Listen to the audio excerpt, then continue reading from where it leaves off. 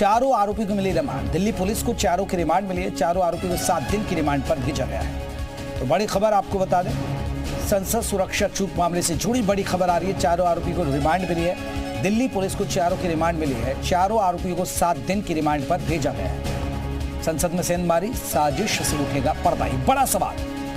अब Delhi police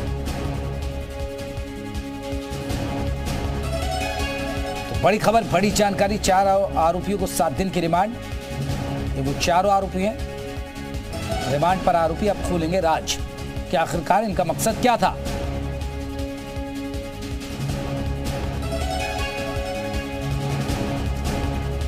Delhi police अब इन चारों से पूछताछ करेगी।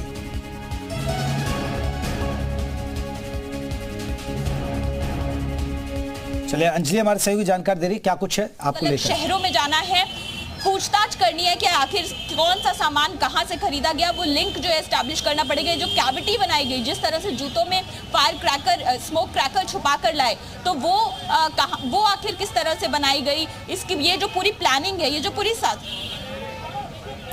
या तो पूरी प्लानिंग क्या थी, क्या है, ये पूरी अब जानकारी जुटाई जाएगी। रिमांड पर अब इन चारों से पूछताछ होगी, जिसमें एक महिला भी है, नीलम, इससे पूछताछ होगी। ये तस्वीरों में आप देख सकते हैं।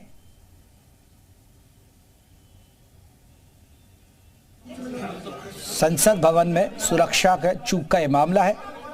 अब दिल्ली पुलिस इनसे गहन पूछताछ करेगी, इनके लिंक तलाशेगी।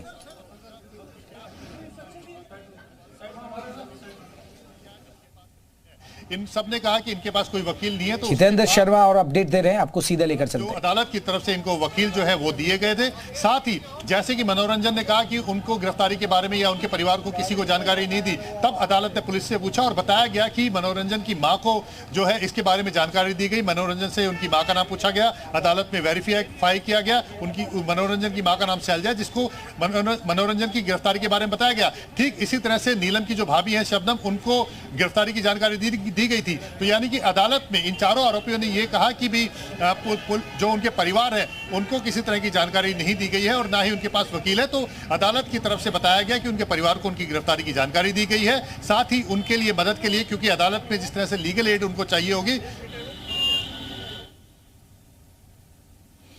तो आपको बता दें कि अदालत में उनको क्या वो है, अभी हालांकि परिवार की तरफ से कोई जानकारी नहीं है। ये बड़ी खबर आपको बता रहे हैं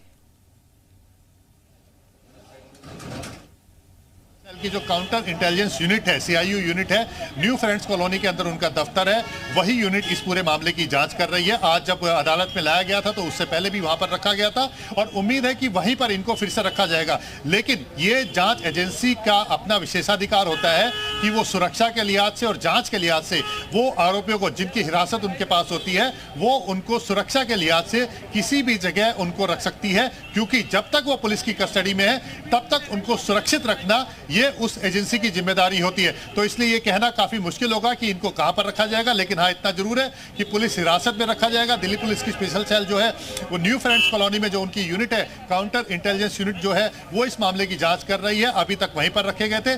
उसी यूनिट ने इन चारों आरोपियों को आज पटियाला हाउस की अदालत में पेश किया है। हरदीप कौर है जो कि एडिशनल सेशन जज हैं, उनकी अदालत में पेश किया गया था। अब 7 दिनों की रिमांड क्योंकि उनकी दी गई है। हालांकि पुलिस की तरफ से दलील थी कि ज्यादा दिनों की रिमांड दी जानी चाहिए, लेकिन अदालत की तरफ से कहा गया कि फिर से रिमांड लिया जा सकता है। जी चलिए, और ज्यादा दिन की रिमांड मांगी गई थी तो आपको बता दें, हालांकि अभी जो पुलिस को रिमांड मिली अब उसमें गहन पूछताछ होगी।